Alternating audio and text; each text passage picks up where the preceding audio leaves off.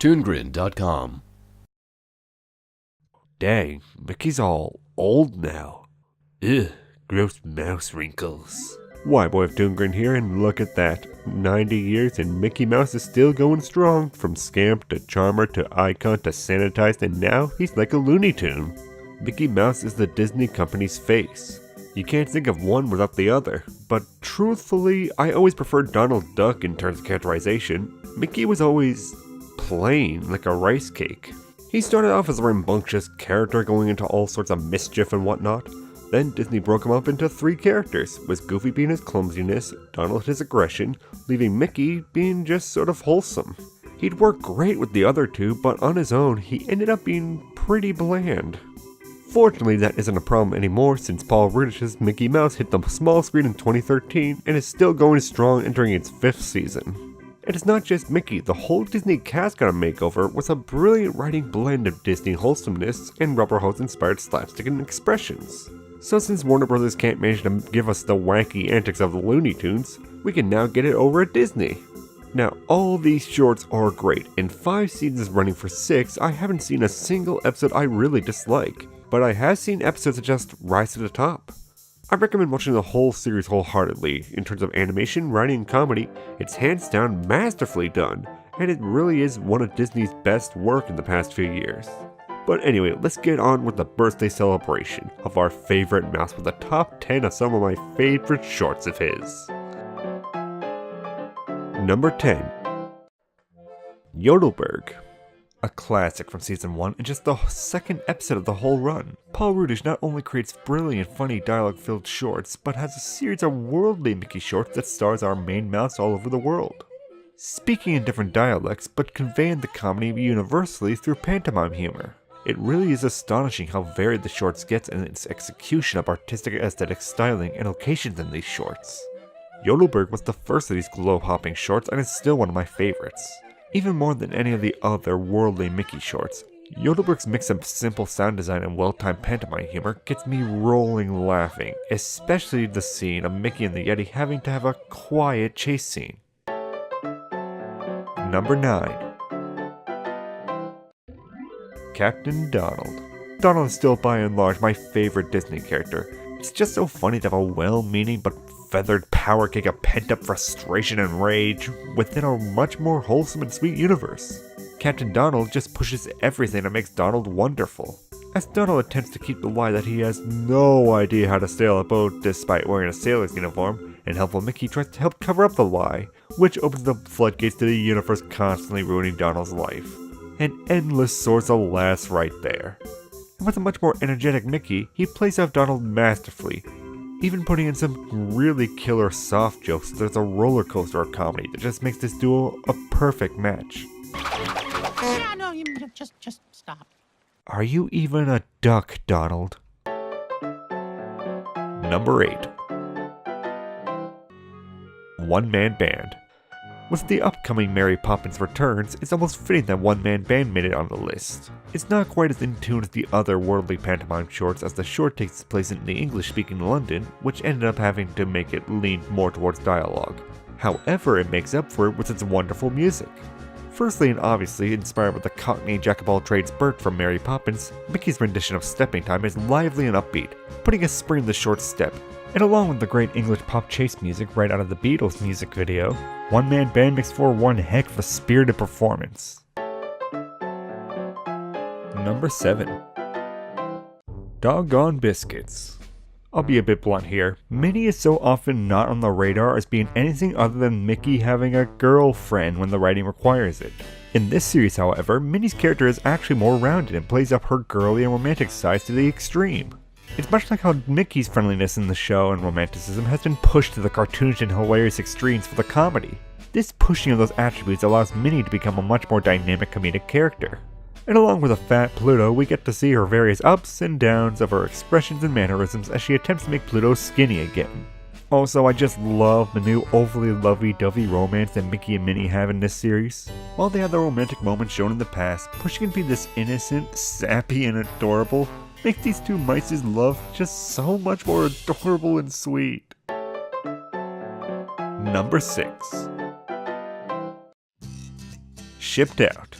Speaking of our lovey-dovey couple, take all I said about how their love makes it so much more sweeter, and then have a crazy cruise ship torture them with fun until they mentally snap. That's Shipped Out, a wonderful short that pushes Mickey and Minnie's minds and faces to their utmost limits. It's also really refreshing to see Minnie and Mickey take part in the more violent, fast-paced slapstick, making the insane couples retreat the perfect venue to capture the most insane moments of the Lovebirds and the ship's crew. And again, their faces are hysterical. Number 5. A Pete Scorned. Seems appropriate. It all started with Mickey and Pig-Leg Pete. Now one of my favorite shorts is this goofy bully and his victim realizing you need to show your appreciation for your bullies. As Mortimer Mouse, an old Mickey antagonist for those who don't know, tries to muscle in on Pete's territory by picking on Mickey, which hurts Pete's feelings to the point of sensitive wailing and tears. You gotta love such a simple and jerky villain like Pete. Disney really does do simple and charismatic villains best, because we don't love Pete because he has some deep moral quandary about why he mistreats others.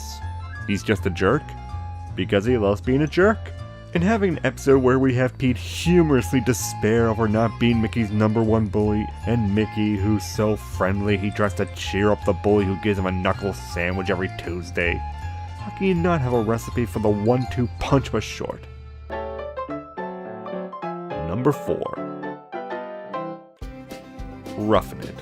The Disney Trinity, Mickey, Donald, and Goofy, are as classic a staple as the Three Stooges, the Three Musketeers, and DC's own Trinity of Superman, Batman, and Wonder Woman. When you put these three together, you are bound to have a whole smorgasbord of pure comedy. And in Roughin' It, taking a page from SpongeBob SquarePants' episode Club SpongeBob, Mickey, Donald, and Goofy go camping, and as kind Mickey wants to bask in Mother Nature's beautiful natural embrace, Donald and Goofy just want to chill and hang out without any care of the environment around them. The clash and dynamic of real and fake camping drives the episode's comedy and drives a wedge between the three knuckleheads until the climax that's so over-the-top silly that it makes the whole outing worth a whole lot of rewatches. Number 3. Duck the Halls. Technically not a short, and you can only really get this special on DVD nowadays, but it doesn't detract from the fact this is an amazingly funny and endearing Christmas special. Pulling a bit from Duck Anatomy, Donald decides against his family's best wishes to stay with Mickey, Minnie, and Goofy for the holidays. Despite the fact that he loves Christmas so much and Mickey does everything he can to give his birdie buddy the best Christmas ever, it's slowly killing him, and it becomes a race against time to save his life. This short encompasses that Christmas wholesomeness that any great Christmas special should have. Those ideas of togetherness, love, compassion, and empathy that are plentiful during the holiday season.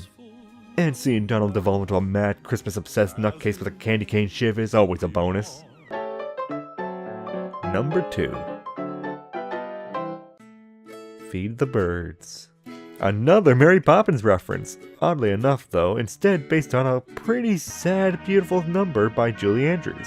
But the reference is more directed to the bird woman, as the short is about Mickey feeding the birds around his house, including the unbelievably adorable Tuppence, who's also an adorable reference to the song. I'll be honest, the episode won a lot of points with me by just having the adorable Tuppence, with his cute little birdie face and dirty birdie feet and all those hilarious Mickey faces. However, Feed the Birds is structured a bit more randomly than the other shorts, as just weird expressions and pop-up gags are thrown everywhere.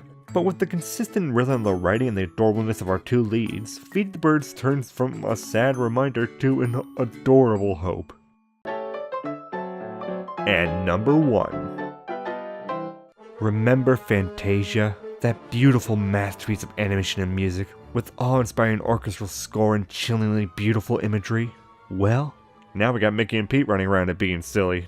Light tease aside, this is the closest we've gotten to another Fantasia, and it delivers so much in such a short amount of time. Springtime is what I would consider a masterpiece of pantomime humor and animation music accompaniment.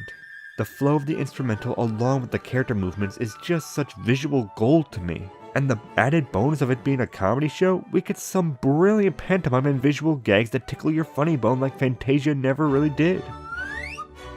I said tickle your funny bone, not be insanely awkward. Whoa. True beauty does exist in this world, And it's Minnie Mouse.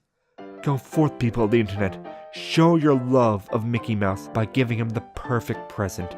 A recreation of his true love, making the most sensual faces. Happy 90th birthday, Mickey. Thanks for watching ToonGrin's Top 10 Mickey Mouse Shorts. Be sure to subscribe and hit the notification bell to watch future ToonGrin vids. And on screen in the description, you'll find a link to a playlist of all the Mickey Mouse shorts I listed here and some honorable mentions along with it. Be sure to give it a watch as well. Plus, if you want to show your love of Mickey Mouse, do what us ToonGrin boys did and do the Minnie face with hashtag HappyBirthdayMickey and tag us on Facebook and Twitter. Celebrate how funny and amazing that mouse face is. Everything else from our social media, Patreon, and website, ToonGrin.com, or in the description below. And as always, be sure to tune in to ToonGrin.